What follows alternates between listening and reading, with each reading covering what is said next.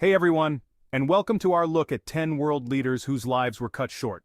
We're going to be exploring the lives, accomplishments, and legacies of some of the most influential figures in history, and, you guessed it, their assassinations. From presidents to prime ministers, emperors to kings, the world has seen its fair share of leaders meet untimely ends. The impact of these assassinations has often been significant, sometimes altering the course of history. So buckle up, because today we're diving deep into 10 of the most impactful assassinations in history. Get ready to explore the lives of these leaders, the circumstances surrounding their deaths, and how their assassinations sent shockwaves across the globe.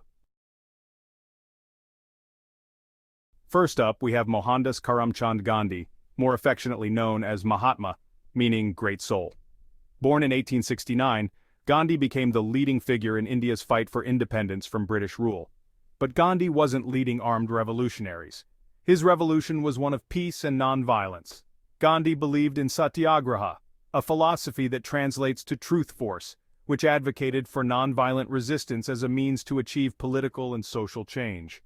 Through peaceful protests, civil disobedience, and unwavering commitment to his beliefs, Gandhi led the Indian people in their struggle for independence.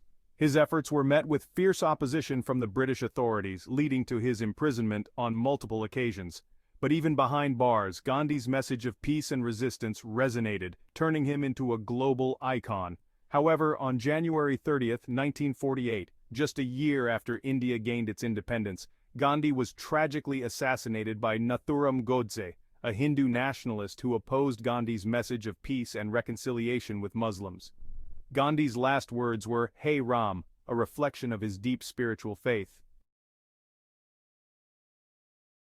Our next leader takes us to the African continent, to the nation of Burkina Faso, formerly known as Upper Volta.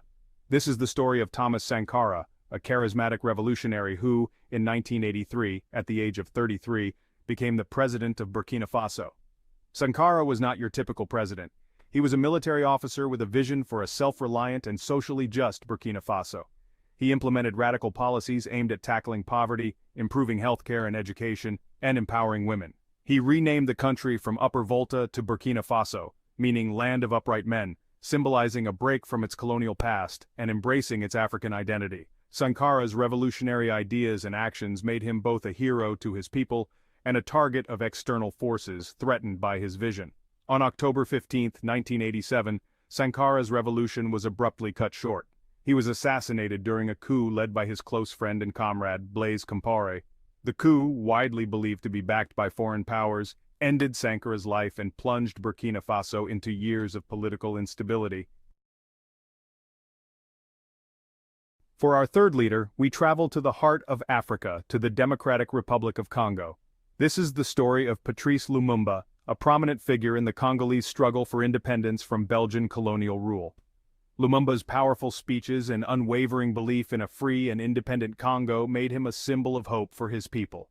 In 1960, their dream became a reality when Congo gained independence, and Patrice Lumumba became its first prime minister.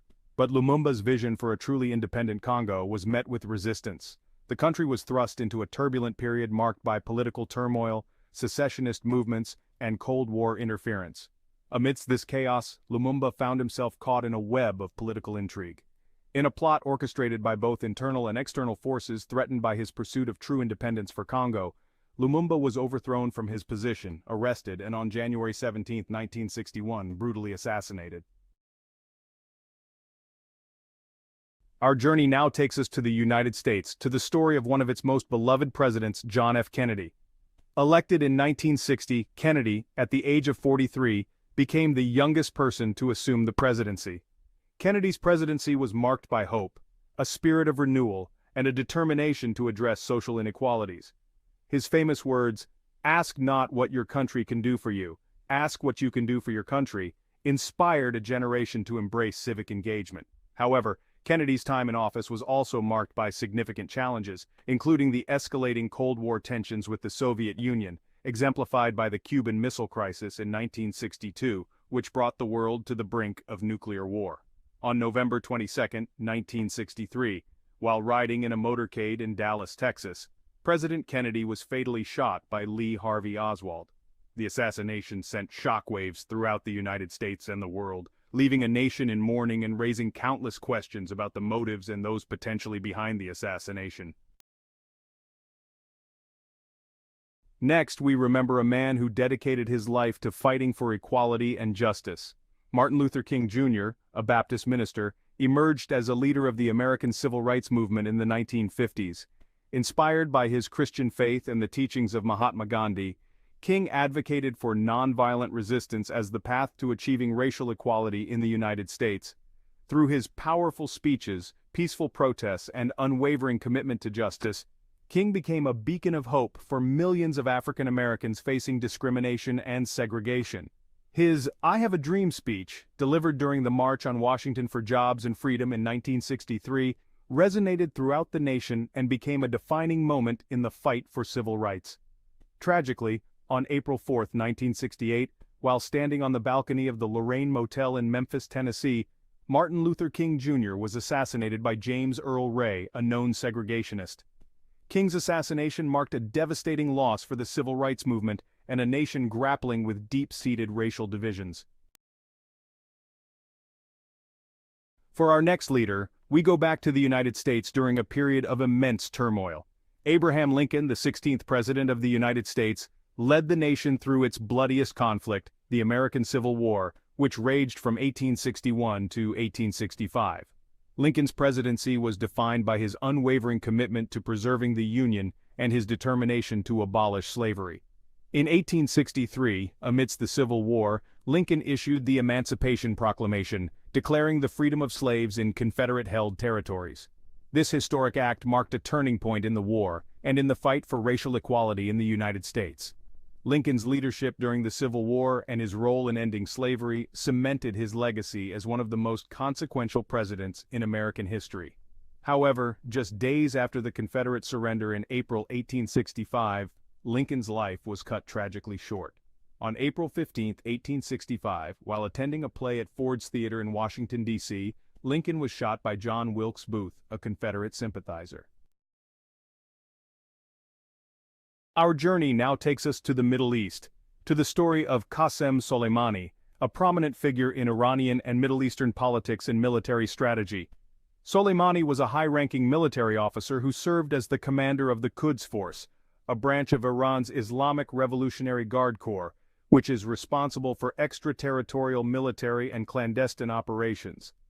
Soleimani was a controversial figure, hailed by some as a strategic mastermind and a protector of Iranian interests in the region, while others viewed him as a destabilizing force and a supporter of militant groups.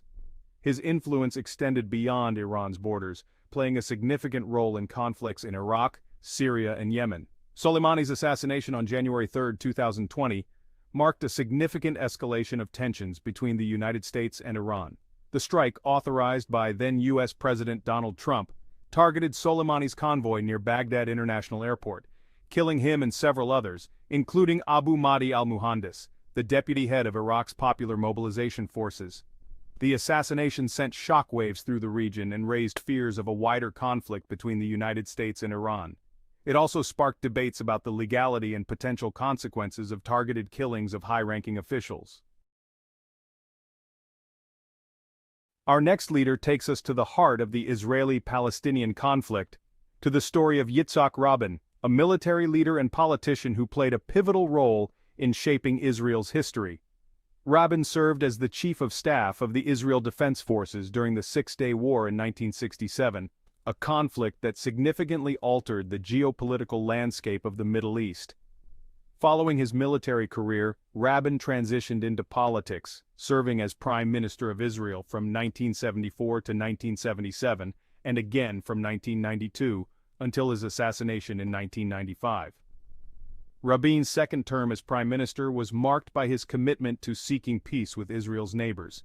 He engaged in negotiations with Palestinian leader Yasser Arafat, culminating in the signing of the Oslo Accords in 1993 and 1995.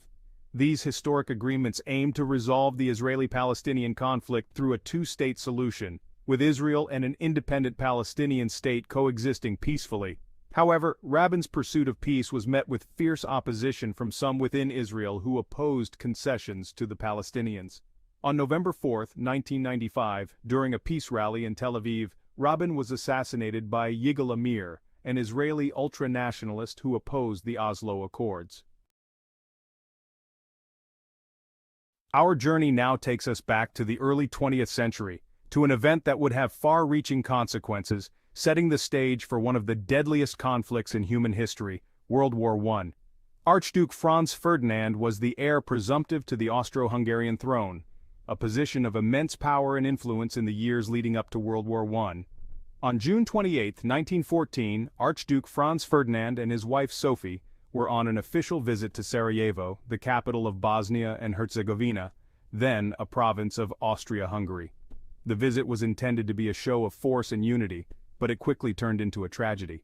As the Archduke's motorcade drove through the streets of Sarajevo, a young Serbian nationalist named Gavrilo Princip, a member of the Black Hand, a secret society committed to Serbian unification, seized the opportunity.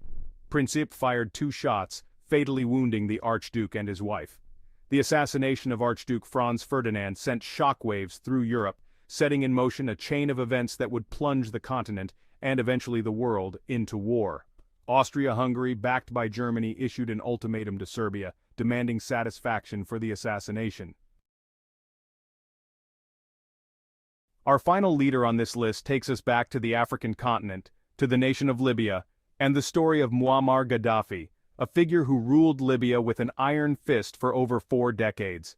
Gaddafi came to power in 1969 through a military coup, overthrowing the monarchy and establishing the Libyan Arab Republic.